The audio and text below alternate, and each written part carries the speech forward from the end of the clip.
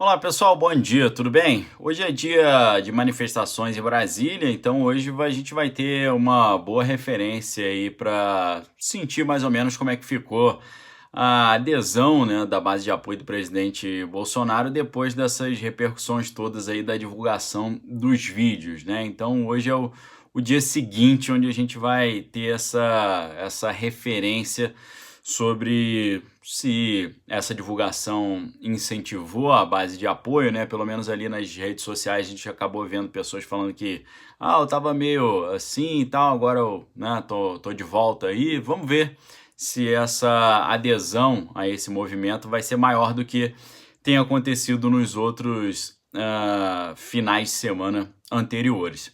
A gente olha essa situação que está acontecendo aqui com muita atenção, porque sabemos que havia uma estratégia para, com a divulgação desse vídeo, expor alguns ministros ali e tentar desgastar o governo, né? Então a gente vai ficar de olho, porque provavelmente quando a poeira baixar, né, passar um pouquinho isso, se eles sentirem que está num clima favorável para ir para cima dos ministros ali que falaram algumas coisas, eles irão, tá? E na verdade eles já estão indo, eu já vou falar sobre isso com vocês. Mas algo que está preocupando muito nesse cenário todo global, não é no Brasil, é global, é obviamente a perda dos direitos individuais, né? A gente vendo pessoas sendo presas porque não quiseram sair de praças ou porque estavam numa praia sozinhos ou surfando, né? Então o que a gente está vendo é quase que uma inversão do direito penal do inimigo. Tá? O direito penal do inimigo, né, é uma teoria interessante, né, um conceito introduzido em 1985 pelo escritor Günther Jacobs, jurista alemão, professor de Direito Penal e Filosofia do Direito na Universidade de Bonn.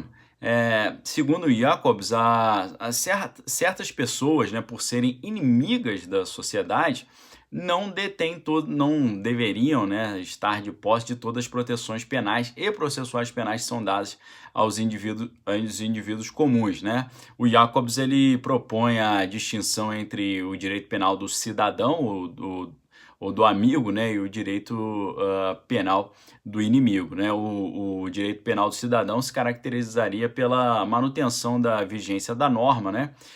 Já o direito do inimigo seria para um combate a perigos e que permitiria que qualquer meio disponível de posse do Estado fosse usado para impedir a ação desses inimigos, né, do Estado, né? Portanto, o direito penal do inimigo significa a suspensão de certas as leis justificada pela necessidade de proteger a própria sociedade ou o Estado contra determinados perigos, né? E o que a gente está vendo é o garantismo penal, né, a audiência de custódia, né, todo aquele ativismo judicial da esquerda, né, do a queda da prisão em segunda instância, né, ao processo penal democrático, até o abolicionismo penal. E o que a gente está vendo é como se fosse a inversão do direito penal do inimigo, né? Porque o direito penal do inimigo ele prevê uma punição mais severa para aqueles que são inimigos do Estado e uma punição mais branda para aqueles que são pessoas normais que cometeram um delito ali de forma fortuita, né? Não é o seu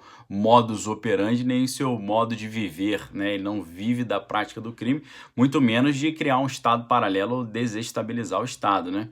O que a gente está vendo ao contrário, né? Que eles estão prendendo o cidadão comum que saiu na rua, que foi surfar, e estão desencarcerando, né, a importante política de desencarceramento, desencarcerando aqueles que estão lá por delitos mais contundentes, né? E como eu disse para vocês, né, essa reunião aí, com certeza, a divulgação daquela parte mais extensa do vídeo teria como objetivo desgastar o governo, e a gente viu que nesse sábado, nessa última sexta, né, e no sábado, dia 22 e 23, senadores e deputados da oposição entraram com pedidos de investigação e afastamento de ministro do governo do presidente Bolsonaro junto ao Supremo Tribunal Federal e também à Procuradoria-Geral da República, né? As representações foram feitas ali por causa das declarações dadas naquela reunião do dia 22, que foi liberada esses dias, né? Eles entraram com ações contra o Ricardo Salles, do Meio Ambiente, a Damares Alves, né, do Ministério da Mulher, Família e Cidadania, o Abraham Weintraub, da Educação, e hoje também o general Augusto Heleno, né, do GSI, Gabinete de Segurança Institucional. E vamos ver, né, se eles vão, se tanto o Supremo quanto a Procuradoria-Geral identificarão ali causas viáveis para a instauração de algum tipo de processo contra esses membros do governo do Bolsonaro, membros do Ministério, né? E aí, pessoal, dentro desse ativismo aí, jurídico e também já tendo pensado um pouco sobre direito penal do inimigo, agora é interessante também a gente observar uma espécie de espiral do silêncio com relação a notícias, né? Se você pensar na questão dos medicamentos, né, a questão do hidroxicloro lá, você vê que é unânime a presença de cientistas e médicos ali que são contrários ao uso desse medicamento no início dos sintomas, né? Você não vê, praticamente impossível você ver alguém falando favoravelmente. E há muitas pessoas, a gente não pode esquecer da doutora Nise Yamaguchi, também o trabalho do Didier Raoult na França, né? O NIH, né? O National Institute of Health, nos Estados Unidos está fazendo uma grande pesquisa aí, investindo muitos recursos nisso. A Inglaterra também gastou 35 milhões nessa pesquisa sobre esse medicamento, mas parece haver uma espiral do silêncio em cima disso, né? Lembrando que Espiral do Silêncio é um livro muito legal da Elisabeth Noelle Neumann, da socióloga alemã, tá lá na minha livraria para quem quiser dar uma olhada, tá? A espiral do silêncio, parece que tem uma espiral do silêncio com relação a esse tema, né, do medicamento, né? A espiral do silêncio é uma teoria da ciência política, né, e da comunicação também de massa, né, que foi proposta em 1977 pela Elisabeth Noelle Neumann, né? Nesse modelo de opinião pública, a ideia central é que os indivíduos omitem sua opinião quando conflitantes com a opinião dominante, devido ao medo de isolamento, né, da crítica ou da zombaria. Os agentes sociais, né, as pessoas ali que interagem socialmente, analisam o ambiente ao seu redor e se eles identificam, né, que pertence a um grupo reduzido, eles preferem se resguardar para evitar qualquer tipo de constrangimento, né? Esse comportamento gera uma tendência progressiva ao silêncio, de forma que cria-se um movimento ascendente, né, de forma espiral, e por isso que é chamado de espiral do silêncio, porque o indivíduo, ao não se sentir seguro para expor sua ideia, o seu pensamento, automaticamente ele assume uma opinião da maioria, pelo menos em público, né, de modo que as outras pessoas possam concordar também e também deixam de verbalizar as suas ideias, né? E é muito interessante essa teoria porque isso meio que está acontecendo agora, né? Na época foi interessante, né, o estudo que levou a esse livro, porque preocupado com os efeitos que levaram os eleitores alemães a mudar na reta final das eleições de 1965 e 72 na Alemanha, a autora Elisabeth Noelle Neumann decidiu estudar o que de fato estava ocorrendo. E ela descobriu que um dos fatores mais importantes para essa mudança de opinião dos eleitores mudar na reta final das eleições foi aquilo que se chama o clima de opinião, né? Ela descobriu que quando um lado é superestimado, outras pessoas decidem outras pessoas, né, são influenciadas a seguir esse lado superestimado, né? Consequentemente, quando um outro lado é subestimado, as pessoas tendem a se afastar disso aí. Segundo ela, então, são necessárias questões que possam mensurar essa tendência, né, de as pessoas falarem ou de se manifestarem em silêncio quando submetidas a ideias diversas daquelas que elas apoiam, né?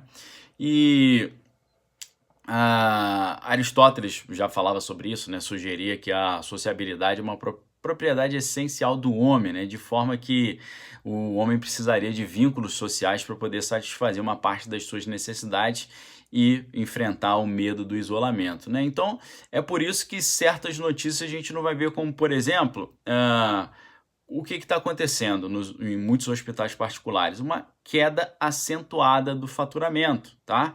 Queda do faturamento que chegou a 60% em hospitais privados e filantrópicos no Paraná, fazendo com que esses hospitais tivessem que começar a demitir funcionários, porque não estão tendo consultas e pacientes ali, não está havendo circulação de pessoas. O rendimento caiu drasticamente lá no estudo que mostrou isso no estado do Paraná.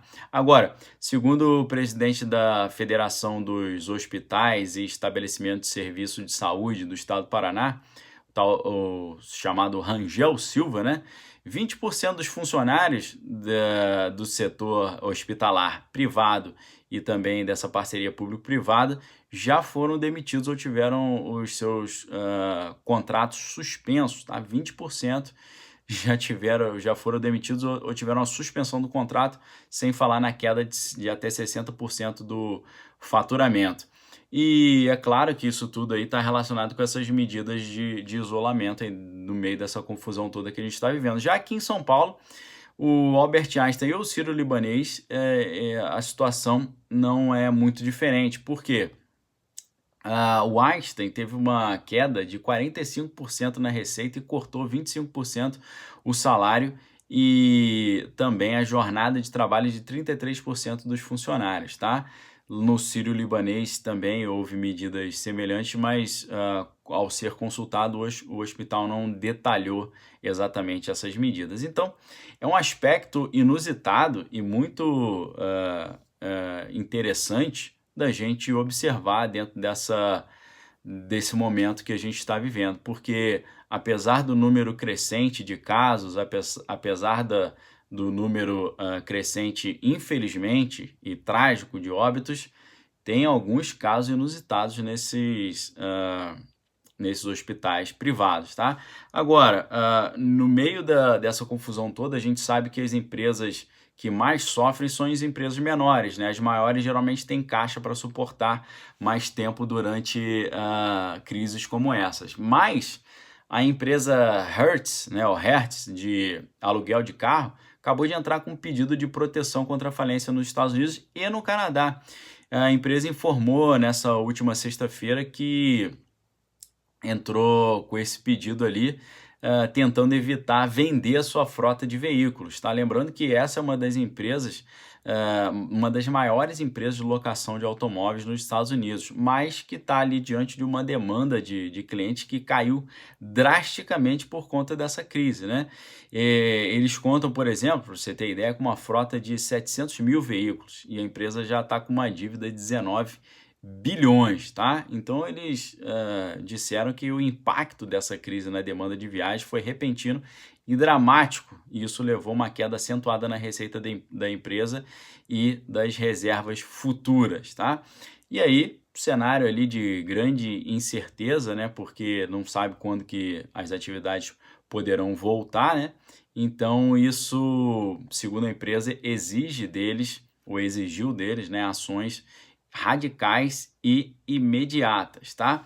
Lembrando também que na Europa, na Austrália e na Nova Zelândia, principais regiões onde essa empresa opera, não estão inclusas no pedido de proteção de falência, né? Assim como as franquias. Então, é só nos Estados Unidos e Canadá. Nas outras regiões aí, na Europa e na Oceania, não estão valendo, tá certo? Então, negócio aí bem preocupante, a gente não tem visto muito esse destaque aí na grande mídia, tá?